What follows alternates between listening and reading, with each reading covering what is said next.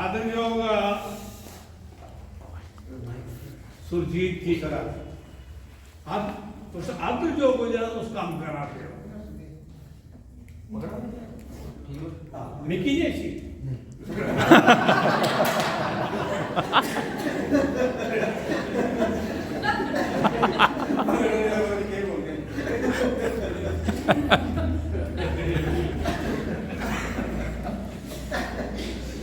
दूआ महाकाव्य जड़ा है वो शुरू किया सुखदेव आज मैं ज्यादा इसमें सुनाऊं एक आध सफा सुनाऊं एक गीत सुना इतने थोड़ी जी परंपरा करोड़ी दी मैं वो ये है कि मैं शुरू जरा किया है वो संस्कृत करने शुरू किया। अच्छा क्योंकि पिछली बार जिस वेला मेरे काव्य जरा छपी गया एमए लगी भी गया है तो यूनिवर्सिटी का क्वेश्चन है ये लोग कौन थे अरे वो महाकाव्य नहीं है मैं क्या दो है उसकी की महाकाव्य नहीं है वो मंगलाचरण नहीं है मैं क्या कुछ एक कंडीशना पता है फिर महाकाव्य या कंडीशना के होना चाहिए होगा वो खैर वो मैं वो भी जरा दूसरा शुरू किया तो वो मैं मंगलाचरण करने का शुरू किया तो मसी वेद सादा संस्कृत है कोई मुश्किल नहीं तमसी वेद वाक्यम सृष्टिकर्ता त्वमेव तमसी बंधु स्वामी जनक भर्ता त्वमेव तमसी इष्ट देवो दीन बंधु त्वमेव नौमि ईश तुभ्यम नौमि दीनानाथ हे शूल पाणी पिनाकी गजारी हे शंभु शंकर हे मनमथारी तू करता तू भरता तू संहारकारी तू सृष्टि करता तेरा पुजारी तेरे रूप दा पार पुछना है पावा तेरा रूप वेदां च जेड़ा सुनादा प्रभु स्वरूप दे दर्शन में चाहना कई बारी अपू तुसें जो सुनादा ते इत्थे मैं की किता थोड़ी जी बेईमानी वो है कि एक शिव निर्माण साढ़े का ਉਹਦੇ 6 श्लोक उनका अनुवाद किया हमें डोगरी से वो क्योंकि अनुवाद बड़ा खूबसूरत रहा उसमें छोड़ ही नहीं सकते। अच्छा अनुवाद पाया उस वो अनुवाद मेरे 6 श्लोक मैंने ही पाया है वो है मैं एक आधे श्लोक सुनाऊंगा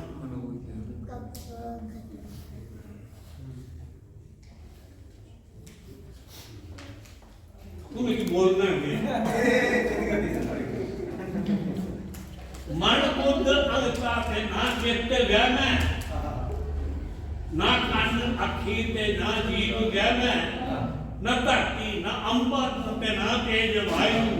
चिदानंद कल्याण शिव कुसाया ना प्राण गया मैं ते ना पंच वायु ना सप्त धातु ते ना पंच कोशा कर पैर वाणी न गुप्तांग गया मैं चिदानंद कल्याण शिव रूप में ना बैर ऐसा ना मोह ना लालच ना कोई नशा ना विरोध है हुसैन है ना कर्म ना अर्थ ना काम मुक्ति चिदानंद कल्याण शिव रूप में ना पुण्य ना पाप ना दुख जिंदा ना वेद ना जग तीर्थ ना मंत्र ना भोजन ना भोगी ते ना भोग ज्ञान चिदानंद कल्याण शिव रूप मैं कुटिया बिचा व्यास ऋषि जी आए मंत्र पढ़ते जिया रौं अंगूरे पिछों सूरज देव न चढ़ते साबी साबी पैर टकाते शब्द चर चर चढ़ते सारे असर गंग तरंगियां जिया आपको तरते तपो बना विच पशु पखेरू सब मौन ओदे सब शिने दे भक्तन जिया भक्ति रंग रंगोरे रंग सड़ाई सूरज रेशमा गंगा विच बखेरन निंद्र आली बुक्कल त्यागी जल कर बिस्तर तेरन ये काफी अच्छा है और ये 21 शब्द का महाकाव्य है 21 शब्द पहले भी है कुछ है कितने शब्द तक कोई महाकाव्य पहले रचुए महाकाव्य नहीं ना पहले भी रचुए ना काव्य 21 शब्द होते नहीं दोनों ही कोई नहीं है उधर दोनों ही मैक्सिमम 11 शब्द का मेरा है मेरे है बेवकूफी हुई गुरु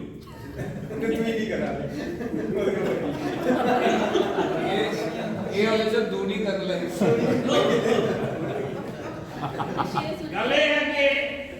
उन्होंने एक निकल या गीत सुना मेरी पक्का ही ना तो पढ़ा हुसैन है ये तो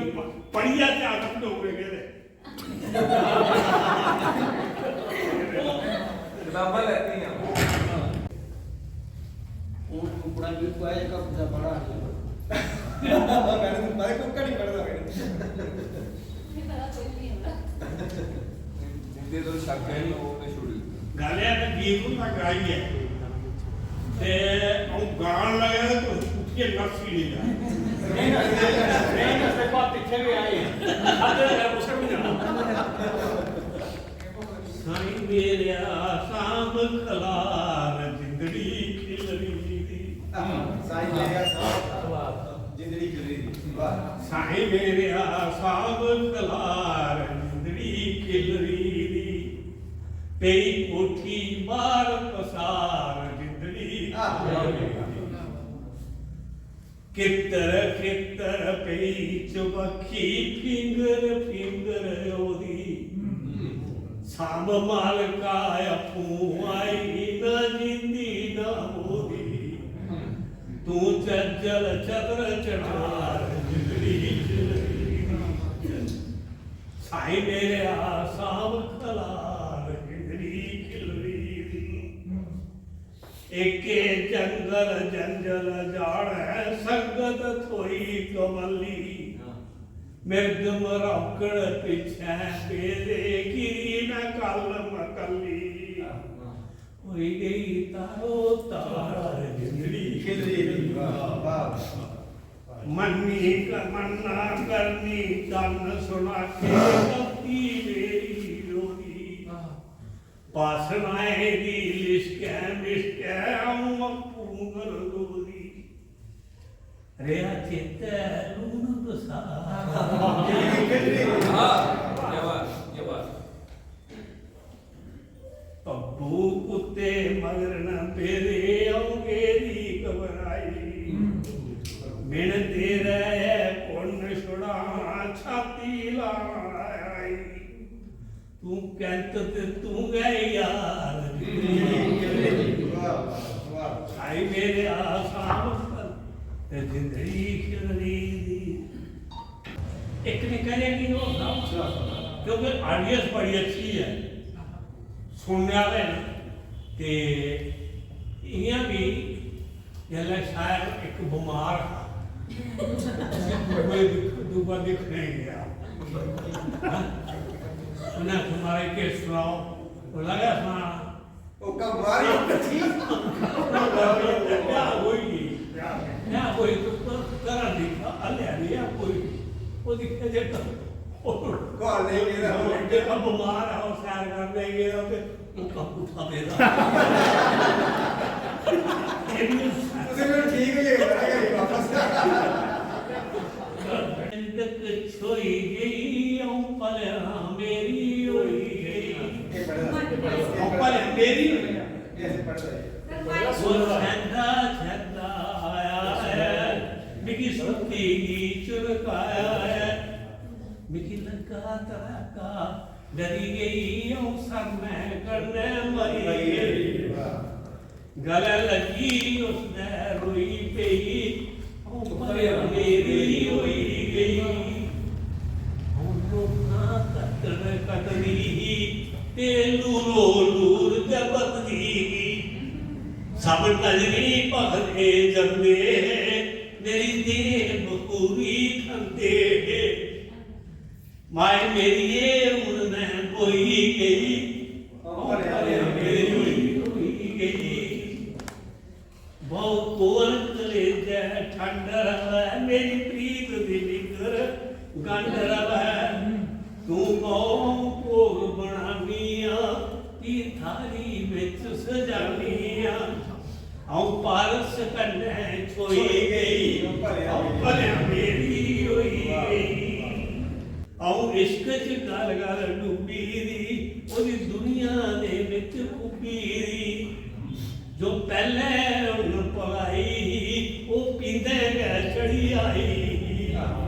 ਮਸਤੀ ਵਿੱਚ ਮਤੀ ਪਲੋਈ ਗਈ ਮੇਰੀ